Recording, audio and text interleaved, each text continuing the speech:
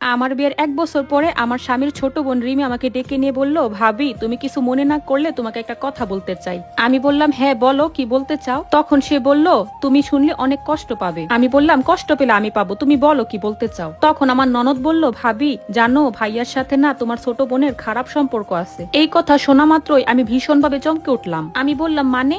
তখন আমার ননদ কাপা কাপা কণ্ঠে বলে উঠলো, ভাবি ভাইয়া জানলে আমাকে মেরেই ফেলবে। ভাবি আমি দেখেছি গতকাল যখন তুমি আম্মুর সাথে ডাক্তারের কাছে গিয়েছিলে, আমার আর তোমার ছোট বোনের স্কুলে যাওয়ার কথা ছিল, কিন্তু তোমার ছোট বোন বলল তার নাকি শরীর খারাপ, মাথা ব্যথা, ও আজ স্কুলে যাবে না। আর ভাইয়ার শরীরটাও নাকি খারাপ, অফিসে যাবেন আজকে। কিন্তু স্কুলে যাওয়ার কিছু পথ যাওয়ার পরে মনে পড়লো আমার ইংরেজি খাতাটা আমি বাসার টেবিলের উপরে রেখে এসেছি। ওই খাতার উপরে আমার সেদিনের হোমওয়ার্ক করা ছিল, তাই দৌড়ে গিয়ে আমি আবার বাসায় গেলাম। তারপর বাসায় ফিরে এসে দেখি ভাইয়া আর তোমার ছোট বোন খুব বাজে অবস্থায়। বিশ্বাস করো ভাবি, তাদের শরীরে একটা সুতাও ছিল না, এতটা বাজে অবস্থায় ছিল তারা। আমি সঙ্গে সঙ্গে আমার ননদের মুখে চেপে ধরে বললাম, তুই দয়া করে চুপ কর, আমি আর শুনতে পারছি না। আমার ননদ তখন ঘাবড়ে গেল, আমার হাতটা ধরে বলল, ভাবি আল্লাহর দোহাই লাগে, আমি যে তোমাকে এত কিছু বলেছি এটা যেন ভাইয়া কিংবা আম্মু কোনোভাবেই না জানে। আমি তোমার ছোট বোনকে অসংখ্যবার সাবধান করেছিলাম, কিন্তু তোমার ছোট বোন আমার কোনো কথাই শোনেনি। সে এখনো ক্লাস ফাঁকি দিয়ে ভাইয়ের সাথে ঘুরে বেড়ায়। সেদিন তো দেখলাম সিনেমাতেও গিয়েছিল দুজন। আমি তোমার বোনকে বলেছিলাম যে আমি তোমার ভাবিকে সবকিছুই বলে দেব। এটা শুনে তোমার বোন কি বলে জানো?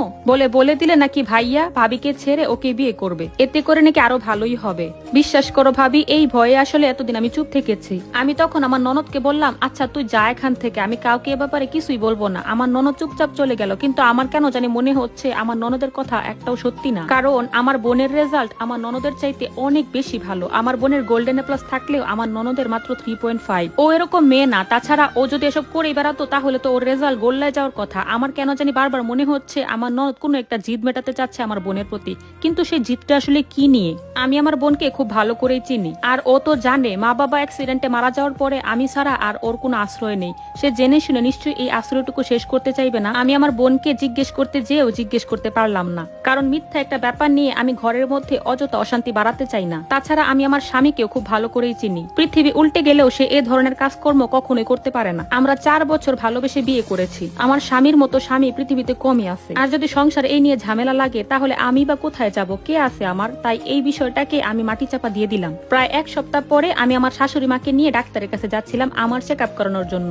আমার প্রেগনেন্সির তখন 7 মাস চলে। আমার স্বামী আজকাল আমার ব্যাপারে ভীষণ সতর্ক। আমার স্বামী আমার দুটো হাত ধরে বলল, সাইমা তুমি কিন্তু ঘরের কোনো কাজই করবে না, ঠিক আছে? তোমার বোন আছে, আমার বোন আছে, তাছাড়া ঘরে মা আছে, বুয়া আছে, ঘরের সবকিছু ওরাই দেখবে, সব কাজ ওরাই করবে। এমন শরীর নিয়ে তুমি যদি কিছু করো আর তাতে যদি সমস্যা হয় তাহলে আমি নিজেকে মাফ করতে পারবো না। বিশ্বাস করো সাইমা, তোমাকে নিয়ে আমার ভীষণ ভয় হয়। আমার স্বামীর মুখ থেকে এ ধরনের কথাবার্তা শুনলে আমি বরাবরই ভীষণ মুগ্ধ হয়ে চেয়ে থাকি। কলিজাটা আমার ঠান্ডা হয়ে যায়। আজকেও তার ব্যতিক্রম হলো না। তারপর মনে মনে ভাবলাম, ছি, এরকম একজন ফেরেশতার মতো মানুষকে নিয়েও কেউ এইভাবে ব্লেম দিতে পারে? নিজ স্বার্থ হাসিলের জন্য কেউ নিজের আপন মায়ের পেটের ভাইকে নিয়েও এ ধরনের মিথ্যা ব্লেম দিতে পারে? ছি। এরপর আমি আর কিছু না ভেবে বেরিয়ে পড়লাম চেক আপের জন্য।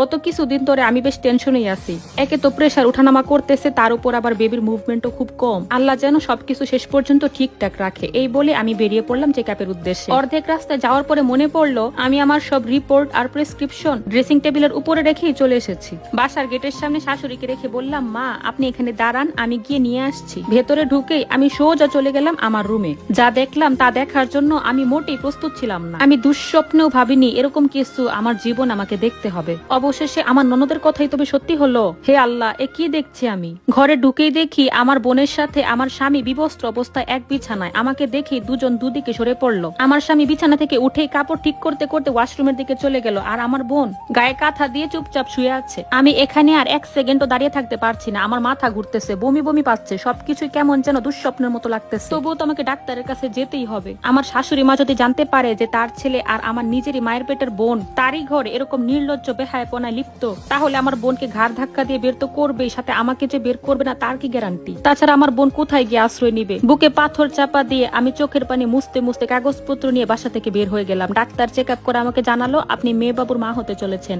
এই কথা শুনেই আমার শাশুড়ি খুশিতে আত্মহারা হয়ে গেলেন। আমার শাশুড়ির গলার যে স্বর্ণের চেইনটা পরা ছিল সেই চেইনটা খুলে তিনি সাথে সাথে আমার হাতে দিলেন। সেই চেইনটা দেখে আমার চোখ দিয়ে টপ টপ করে পানি পড়লো। না, এটা কোন আনন্দের কান্না কান্না নয়, এই কান্না বুকে প্রচন্ড চাপা কষ্ট আর দুশ্চিন্তার কান্না। আমার সন্তান দুনিয়াতে ভূমিষ্ঠ হয়ে যেদিন জানতে পারবে তার বাবা এরকম দুশ্চরিত্র পাপিষ্ঠ, তখন তার কেমন লাগবে, আমি বা এই মানুষটার সাথে জেনে শুনে কিভাবে জীবনটা পার করব। আমি যেন আর নিজের মধ্যে নেই, শরীরের সমস্ত শক্তি আমার হারিয়ে গেছে। আমার শাশুড়ি মা আমার মুখ দেখে বললেন, কি গো বৌমা, মেয়ে সন্তান হবে বলে তুমি খুশি হওনি? আমি কান্না মাখা কণ্ঠে জবাব দিলাম, খুশি হয়েছি মা, আমি অনেক খুশি হয়েছি। শাশুড়ি মা জিজ্ঞেস করলেন, তাহলে এভাবে কাঁদতেছো কেন? আমি বললাম, খুশিতে মা, খুশিতে, আজকে আমি প্রচন্ড খুশি। এরপর শাশুড়ি মা আর আমি